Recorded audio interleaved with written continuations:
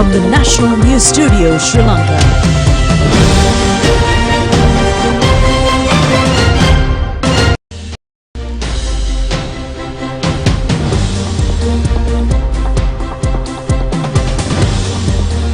Pleasant evening and a very warm welcome to the National News broadcast. We are coming to you live from the National News Studio. I'm Dilanjali Ananda. I'm Charita Minipurarachi, and let's move on to the headlines for tonight's news.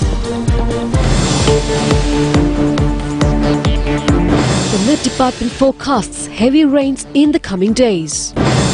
Health authorities warn the public to be vigilant on the spread of dengue fever in the rainy season. Over 900 metric tons of plastic and polythene waste dumped into the environment daily. New chairman of the Cooperative Insurance Corporation in Battaramulla shot on the way to accept duties. Crude oil prices go up in the world market. Sri Lanka bags 2 gold medals at the Asian Junior Athletic Tournament. Woman athlete with highest number of medals from Sri Lanka. Now for those and other stories in detail. Met Department says that rains will increase in the coming days as the southwestern monsoonal condition has activated at present. Director of the department, Atula Karunaratne, said heavy rains will experience in the Sabaragama province and in the Kalutara, Galle and Mathura districts. Due to the activation of southwestern monsoon, sea areas from Putlam to Mana where Kankasanture and Galle, Mathura and Hambantota where Pothaville can be rough. Heavy winds can also be followed by rains in the middle of the country. Consultant pediatrician at the Lady Ridgeway Children's Hospital, Deepal Perera, says that although there are rains, the prevailing heavy heat may last in future as well. Therefore, children should be bathed at least 2 times a day to prevent them from the bad effects of heat. Consultant pediatrician at the Lady Ridgeway Children's Hospital, Deepal Perera, said that specifically the heat condition is more in the night and the daytime. The condition may cause rashes and inflammations on the skin. Therefore, elders should wash their children and infants for several times a day to prevent them from the excessive heat. Let the children to be in water over a period of 20 minutes to prevent them from dehydration. National Dengue Control Unit says the dengue menace can increase with the monsoonal rains. 1,221 cases were reported during the last 5 days only. Over 40,625 dengue patients have been reported in this year so far. According to health sources, generally 400 patients are reported daily at present. However, this amount may go high with the torrential rains. People have to keep premises free of mosquito breeding places in order to prevent this situation. Director of the National Dengue Control Unit, Dr. Nalin Aryaratna, said that as the number of cases are increasing, complexities of patients can also increase. This may lead to dangerous side effects. Therefore, to prevent such a problematic situation, the number of cases should be kept at minimum level. People must focus attention to destroy mosquito breeding places and larvae by using suitable chemicals. The Central Environment Authority says that over 900 metric tons of plastic and polythene waste is released daily to the environment in the island. Only 50% of this waste can be collected properly. These facts were prevailed at a program held to mark the World Environmental Day that falls today. The World Environmental Day was declared by the United Nations in 1972 at the Conference on Human Environmental held in Stockholm in Sweden. Accordingly, the World Environmental Day is celebrated annually since 1973. This year's theme of the day is Let's Defeat Plastic Pollution. Plastic has become an essential item due to its easy supply and durability. Plastic pollution can be minimized by stopping single use of plastic items. Recycling of plastic items is also a way to minimize pollution. It is the high time for all the countries to take a policy decision to stop the use of plastics.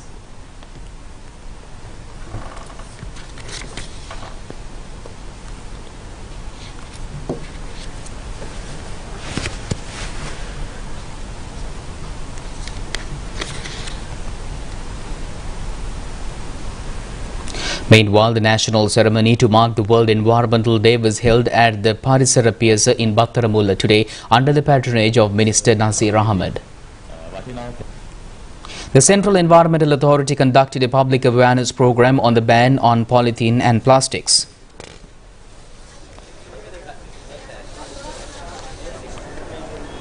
The chairman of the Central Environmental Authority, Supun S. Pathirage, said that the authority expects to ban single use of polythene items such as plastic straws, fork and spoons, plastic garlands by this month. These single-use items cause heavy damage to the environment.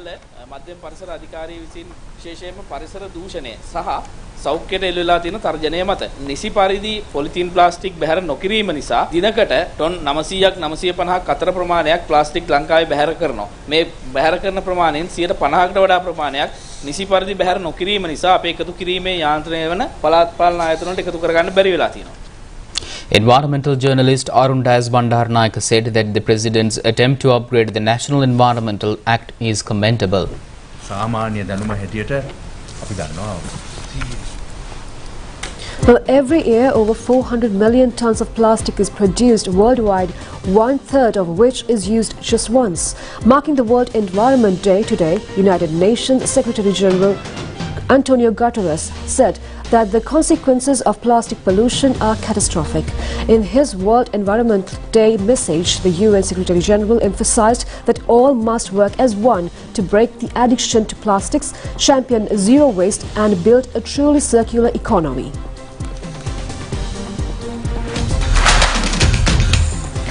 This World Environment Day is a call to beat plastic pollution.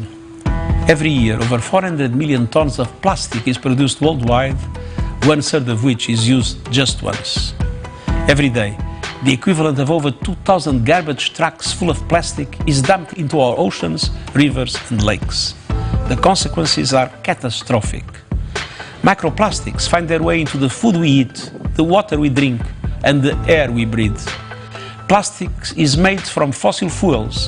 The more plastic we produce, the more fossil fuel we burn, and the worse we make the climate crisis. But we have solutions. Last year, the global community began negotiating a legally binding agreement to end plastic pollution. This is a promising first step, but we need all hands on deck.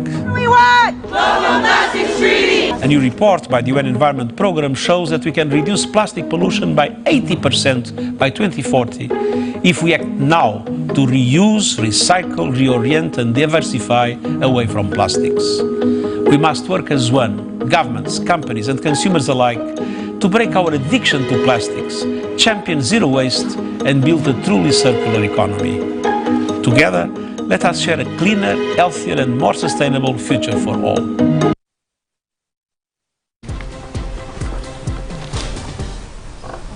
Resident representative of UNDP Sri Lanka, Asuza Kubota, also shared a message marking the World Environment Day. And the world is at the midway point to 2030. Our population is expected to peak at nearly 10.4 billion in the mid-2080s. The world is at the brink of collapsing due to the pressures we as humans are putting on our Mother Earth. And our progress on delivering the Sustainable Development Goals, or SDGs, are off track. The SDG Progress Report Special Edition from May 2023 outlines that the SDGs are disappearing in the rear-view mirror, and with them, the hope and rights of current and future generations. A fundamental shift is needed in commitment, solidarity, financing, and action to put the world on a better path, and it is needed now to save our planet. Plastic pollution and the waste issues are one of these many pressures we, humans, are placing on our planet. They are not just a global problem, but a very real local problem as well. Sri Lanka imports over 500,000 metric tons of virgin plastic annually, straining the country's waste management systems. An estimated 1.59 million tons of plastic waste are mismanaged. About half of this amount ends up in canals, rivers, and eventually the ocean, endangering marine ecosystems. I have personally, over my visits across Sri Lanka, seen this firsthand, where turtles and other marine mammals have suffered the effects of microplastics, fishing nets, and the things that we have left behind in our vast oceans. Besides helping tackle the problem of pollution, a switch to a circular economy can play a critical role in solving other complex challenges such as climate change and biodiversity loss. Particularly noteworthy on the heel of this year's World Environment Day theme, to beat plastic pollution. We at the United Nations Development Programme in Sri Lanka have been supporting the government of Sri Lanka to meet this need and transition to a green development trajectory using circular economy principles, while also exploring comprehensive, sustainable waste management and alternative solutions. We all have a role to play, and we have to start by looking at our own very lifestyles. World Environment Day 2023 is a stark reminder of the work that needs to be done to ensure the prosperity and resilience of the current and future generations. It is time to accelerate this action and transition, moving from pollution to solutions. Happy World Environment Day 2023. On to more local stories, Central Bank Governor Dr. Nandalal Veerasinghe says that climatic changes have caused immense impact on the island states such as Sri Lanka.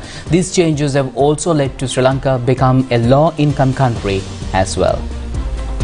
The Central Bank Governor revealed these facts participating in a launching ceremony of a forestation project. Due to climatic changes, investments are not properly functioned. Immediate issues such as floods and air pollution are rampant at present in Sri Lanka rather in the last prime period.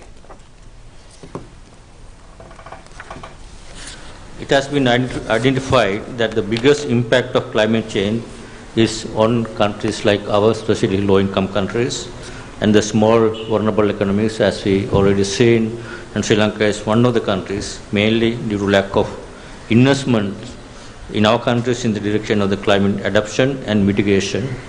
Therefore, this kind of initiatives are certainly helpful to help mitigate the climate issues. The recent events related to severe weather patterns, including flash floods, heat waves, air quality drops, are indications that Sri Lanka also been an island nation that is victimized of the climate change phenomena, and you can see the recent frequent change in climate patterns is one of the experiences that we have experienced in this country. As a country and a society, the best we could do is to contribute to the causes in the direction of climate combating, to reduce greenhouse gas emissions and safeguard the country with adequate adaptation measures. So this is one of the initiatives in that regard. This endeavor by the FHA is one such invaluable initiative towards contributing to the betterment of the future generations, as already mentioned by the chairman, by repairing the damage that we, our generation, has done to this ecosystem.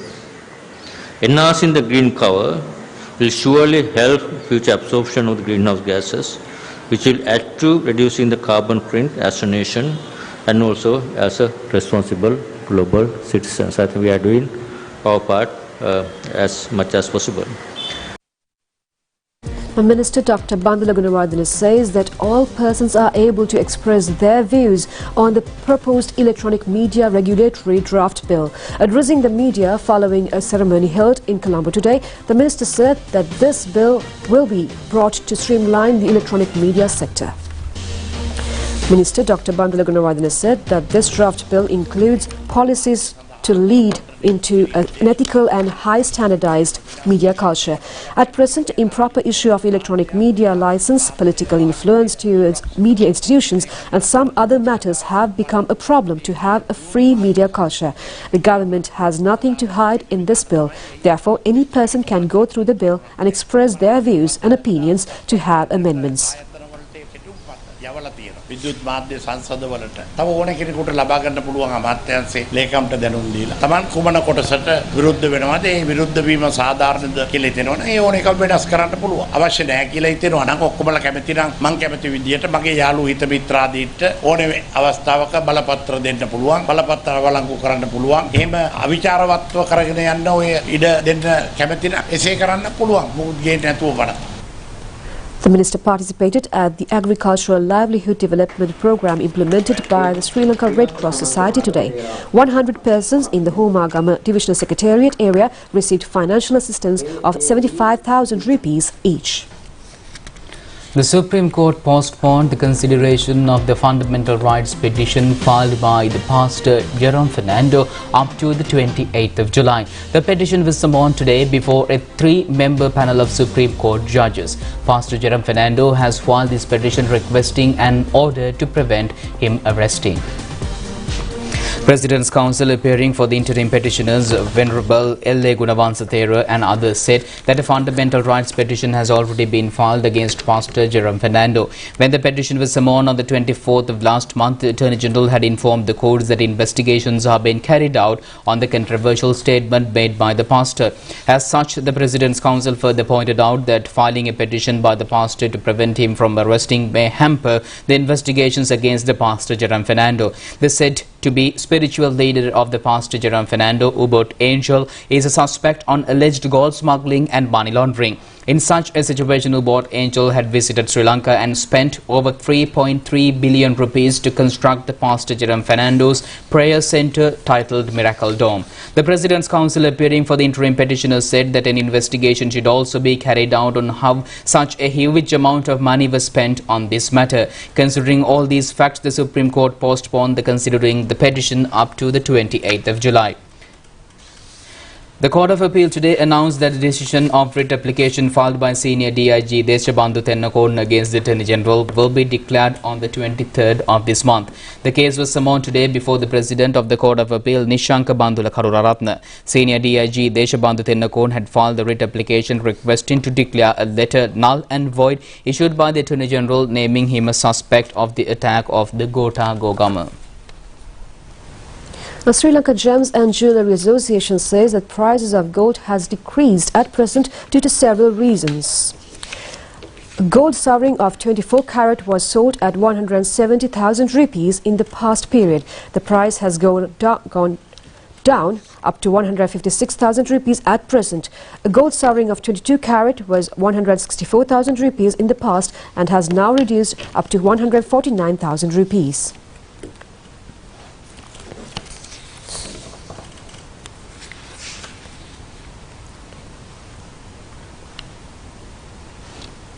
The price of gold today has come down owing to the reduction in the value of the dollar as against the rupee. Gold reached almost about 170,000 rupees per 22 carat sovereign at the time when the rupee was about 360 to the dollar. Now it has come down to slightly below 300. So as a result, the prices have come down. 22 carat today is about 149,000 rupees and 24 is about 158,000. Another reason for this also in the international markets, the gold has come down from a high of about slightly above $2,000 to about $1,940 today. So these movements are always there, but the bigger impact of course is the appreciation of the rupee against the dollar. And we expect the consumers to benefit as a result of this price reduction, and those people who plan for weddings and functions henceforth would be able to definitely be able to afford a larger outlay for jewellery. The Prime Minister's media unit announces that the Prime Minister's Thailand tour is not connected to the delay caused to Ajahn Brahmawansathera at the Katnaka airport. The Prime Minister's media unit stresses that some reports published in the media in this connection are false and baseless. The Sri Lanka's delegation headed by the Prime Ministers left the island on the 31st of May to take part in the UN Vesak celebration in Thailand. Ajahn Brahmawansathera had to wait at the Katunayake airport on the same day for long hours due to a flight delay. The Prime Minister's media unit says all expenses for the Prime Minister's tour were made by the Thailand government. Sri Lanka has been able to claim many benefits in this tour. The Prime Minister states that the UN invitation for him to take part in the Vesak celebration was a blessing for the country since the Sri Lankan delegation has been able to hold bilateral discussions with the Thailand government. And we have more news from home in brief. New chairman of the Cooperative Insurance Corporation in Batramulla, Darshana Samaravikrama, was shot when he was on his way to accept duties this morning. The shooting took place at the Gamunumawata in Valpita in Migoda. The chairman was injured and admitted to the Homagama-based hospital. Governor of the Northwestern Province, Lakshman Yapabewardena, has ordered to temporarily stop granite mining closed to the Vadua Ketugala area in Dambadeniya. The governor visited the Sri Vijayasundararam ancient temple in Dambadeniya and issued this order. Speaker Mahinda Yapabewardena participated at the official ceremony assuming duties of new president of Turkey, Recep Tayyip Erdogan, yesterday. The speaker went there on an invitation by the Turkish government. The speaker also invited the new president of Turkey to start an official visit to Sri Lanka. The government has focused attention to renovate old buildings, protecting their historical value and to provide the building for foreign investors. Minister Prasanna Ranatunga revealed these facts at a discussion held with a group of Georgian investors headed by Sri Lanka Consul General Nino Villads. The Pakistan naval vessel Shah Jahan ended its two-day official berth at the Colombo harbour yesterday. The Pakistan naval vessel also held a joint naval exercise with the Sri Lankan Navy.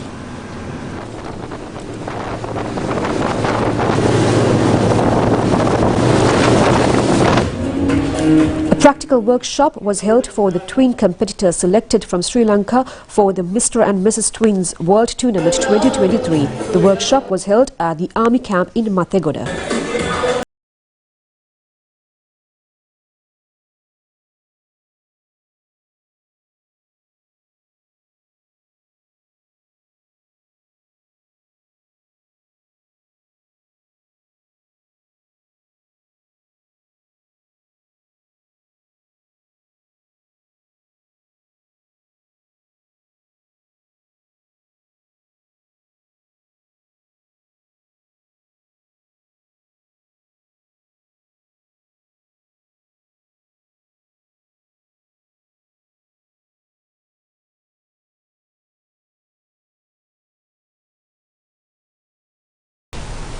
Poson Poi Day marks a pivotal moment in Sri Lankan history when Arahat Mahinda, the son of Emperor Ashoka, converted the King Devanampiatissa to Buddhism. The Poson Poi Day also signifies the deep ties between Sri Lanka and India since the ancient times. This is how Indian public broadcaster Doordarshan reported Sri Lanka's Poson Festival in Anuradhapura. Especially at the Minihantil and Anuradhapura. Sri Lanka is immersed in the festivities of Poson Poya Day today. The festival marks the arrival of Buddhism in the country over 2000 years ago and holds immense importance for the Buddhist community. Poson Poya Day stands as the second most significant Buddhist celebration in Sri Lanka following Vesak. Celebrated on the full moon day of June, the festival commemorates the introduction of Buddhism to Sri Lanka by Emperor Ashoka's son Arahat Mahinda in 236 BC.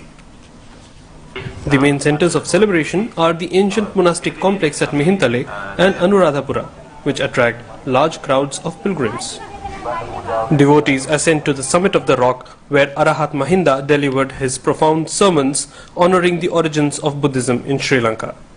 The celebrations across the island feature mass religious observances and illuminations. During the Poson period, various religious activities are organized across Sri Lanka, including silk campaigns, bodhi pujas and dansalas, where free food and beverages are distributed to the devotees. The pivotal moment when Emperor Ashoka's son, Arahat Mahinda, converted King Devanampiatissa to Buddhism has a major significance for Sri Lanka. The festival not only symbolizes spirituality and historical legacy connecting India and Sri Lanka, but also showcases the cultural heritage and deep devotion of the people. For DD India, Ahmed Moin Farooqi from Mehintala. Now, today is the final day of the Dharma Rashmi Poson Zone in Pitipana, Homagama. The Poson Zone has been initiated based on the concept of Minister Bandula Gunawardena. A large number of Buddhist devotees and visitors from various places of the island have gathered to Pitipana area today to view the Poson Zone. The Poson Zone is equipped with many items including pandals, lanterns, Bhakti Gi recitals, dansals, lantern competitions for the public to experience. Various programs including health clinics were organized in line with the Poson Zone for the benefit of the public. Winners of the lantern competition received prizes and certificates at the festival.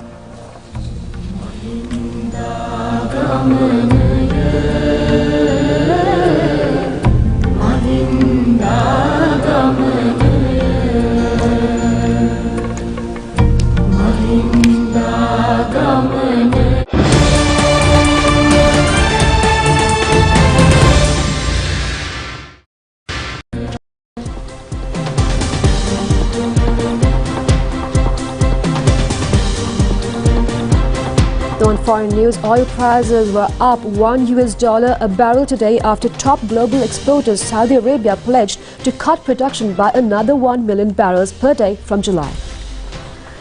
Brent crude futures were at $77.15 a barrel, up $1.02 or 1.3% after earlier hitting a session high of $78.73 a barrel.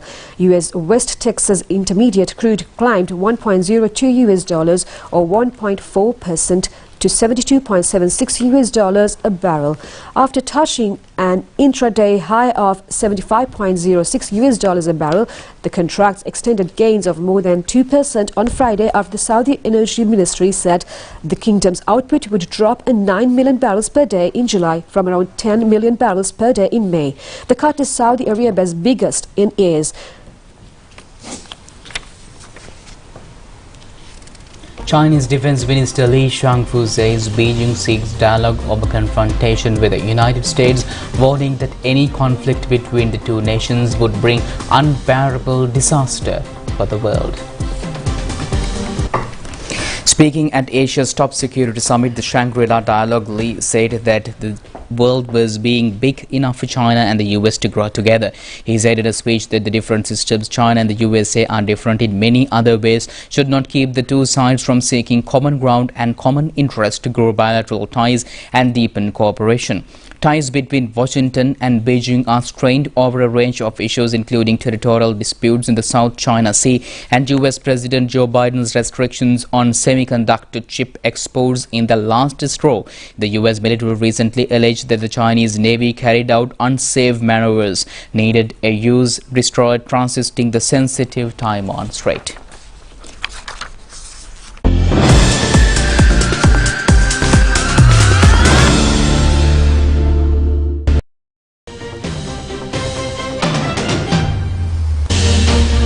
Now on sports news, Tharushi Karunaratne of Valala A. Ratnayaka Central College won a gold medal at the Asian Junior Athletic Tournament held in South Korea today. She won the gold medal from the women's 800 meters running event.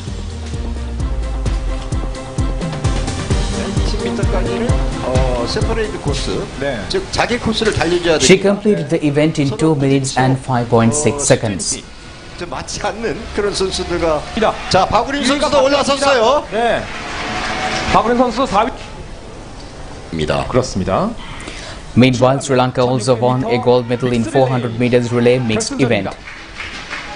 자, 인도가 3레인이고요. 플레이스 펼치고 있거든요. Tharushi Karunaratne, Jayasri Uttara, Vinodi Arivansh and Shehan Diranga joined completely the event, while Idyasura won a bronze medal in the triple jump event. Accordingly, Tharushi Karunaratne became the athlete who won the highest number of medals with 2 gold medals and 1 silver medal in the tournament. Jayasri Uttara also won a gold medal and a bronze medal. Tomorrow will be the 3rd day of the tournament. 자, 인도 무시할 수 없어요. 인도 힘을 내줬으면 좋겠어. 자, 대한민국 마지막까지 신현준이 힘을 내줬으면 좋겠어. 네. 고의적으로 다리를 건 건 아니에요. 그렇죠. 김정현 그리고 아주 놀라운 호흡을 발휘해주면서 스리랑카 선수단이 금메달의 주인공이 됐습니다. And that's all the news we have for tonight. Join us tomorrow at the same time for the very latest on ChannelEye. I'm Dilanjali together with Charita signing off. Good night. Good night.